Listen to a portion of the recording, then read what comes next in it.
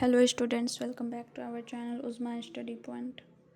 आज हम हिस्ट्री का चैप्टर नंबर 1 ईंटें, मनके तथा अस्थियां पढ़ेंगे।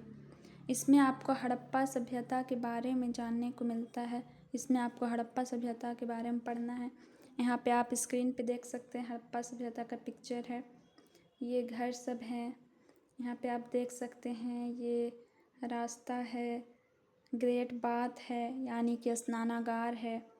हम आगे चलते हैं। सबसे पहले हम जानेंगे हड़प्पा सभ्यता की खोज की कहानी।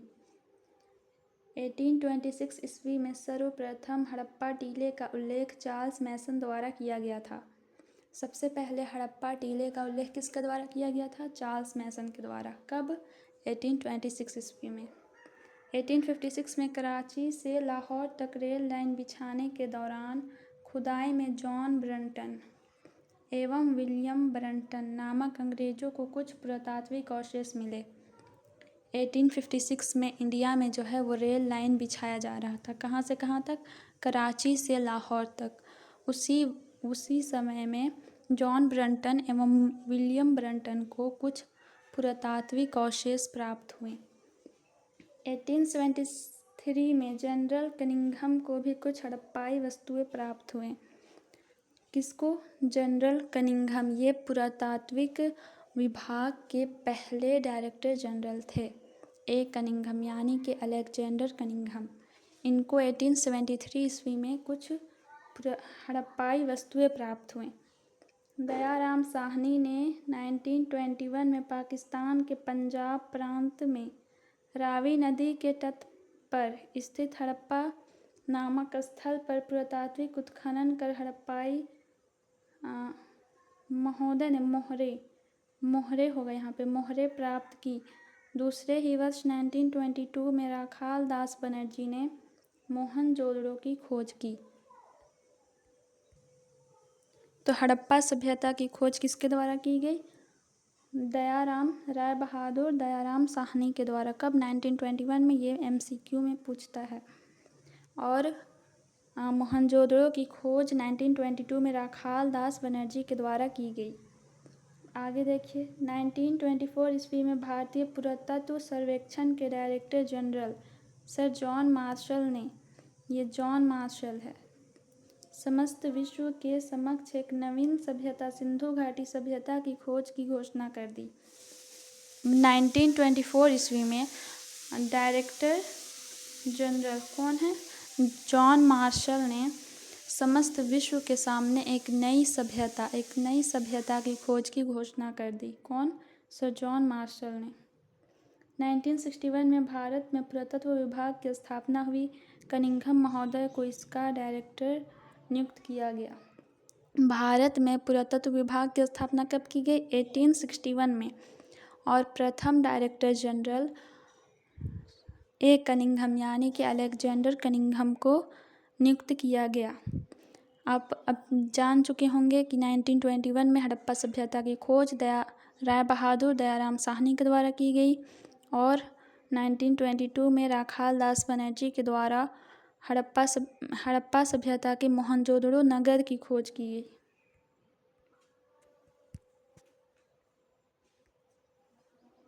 अब आते हैं हड़प्पा सभ्यता का विस्तार। हड़प्पा सभ्यता कितने भागों में फैला हुआ था? तो मैं आपको बताती हूँ। हड़प्पा सभ्यता इंडिया, पाकिस्तान एंड अफगानिस्तान इन तीनों देशों में फैला हुआ था। हड़प्पा सभ्यता त्रिभुजाकार में फैली हुई थी। हड़प्पा सभ्यता का आकार कैसा था? त्रिभुजाकार। ये त्रिभुजाकार में फैली हुई थी। कुछ विद्वानों ने उसका क्षेत्रफल 12,99,600 वर्ग किलोमीटर बताया है। हड़प्पा सभ्यता का क्षेत्रफल कितना है? 12,99,600 वर्ग किलोमीटर। हड़प्पा सभ्यता उत्तर में मांडा के चिनाब नदी तक, पूर्व में आलमगीरपुर के हिंडन नदी तक, दक्षिण में दैमाबाद के प्रबरा नदी तक तथा पश्चिम में सुतकांगेर और के दाश्क नदी तक फैली हुई थी। टाइपिंग में कुछ गलती हो गई है तो आप लोग मैनेज कर लीजिएगा। यहाँ पे मांडा के चिनाब नदी तक होगा, चिनाब नदी तक। पूर्व में आलमगीरपुर के हिंडन नदी होगा, दक्षिण में दैमाबाद के प्रबरा नदी तक तथा पश्चिम में सुतकागेनडोर के दाश्क नदी तक फैली हुई थी और इसका आकार कैसा था? त्रिभुजाकार। हड़प्पा तथा मोहनजोदड़ो के बीच की दूरी 670 वर्ग किलोमीटर है। हड़प्पा पाकिस्तान पंजाब के मांटगोमरी जिले में स्थित है तथा मोहनजोदड़ो पाकिस्तान के लड़काना जिले में स्थित है। हड़प्पा और मोहनजोदड़ो कहाँ हैं? भी पाकिस्तान में। हड़प्पा पाकिस्तान के मांटगोमरी जिले में है और पंजाब के मांटगोमरी जिले में, और मोहनजोदड़ो लड़काना जिले में स्थित है।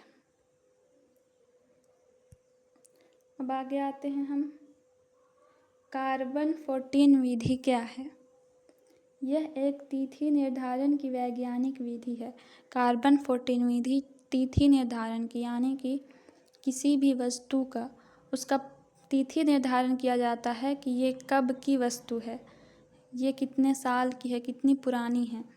इस विधि की खोज अमेरिका के प्रख्यात रसायन शास्त्री WF लीवी द्वारा सन 1946 में की गई थी।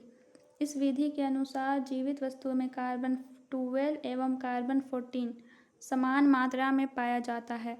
मृत्यु तथा विनाश की अवस्था में कार्बन 12 तो स्थिर हो जाता है, मगर कार्बन 14 का निरंतर क्षय होने लगता है, यानी कि वो खत्म होने लगता है, वो घटने लगता है, होने लगता है। कार्बन का अर्ध आयुकाल 5730 ± 40 वर्ष होता है, अर्थात इतने वर्षों में उस पदार्थ में कार्बन 14 की मात्रा आधी रह जाती है। इस प्रकार वस्तु की काल की गणना की जाती है। जिस पदार्थ में कार्बन 14 की मात्रा जितनी कम होती है उसे उतना ही प्राचीनतम माना जाता है। तो कार्बन 14 विधि की खोज किसने की थी? अमेरिका के एक रसायन शास्त्री WF लीवी ने। कब? 1946 में। इसके अनुसार किसी भी वस्तु में कार्बन 12 एंड कार्बन 14 बराबर मात्रा में पाई जाती है, लेकिन जब उस वस्तु की, उस जीव की मृत्यु हो जाती है तो कार्बन 12 स्थिर हो जाता है, मतलब वो जितना रहता है उतना ही रहता है, लेकिन कार्बन 14 जो है वो घटने लगता है। तो उससे हम लोग काल का पता करते हैं। जिस वस्तु में, जिस जीव में कार्बन 14 जितनी कम रहती है उसे उतना ही प्राचीनतम या पुराना माना जाता है। अब आगे देखते हैं।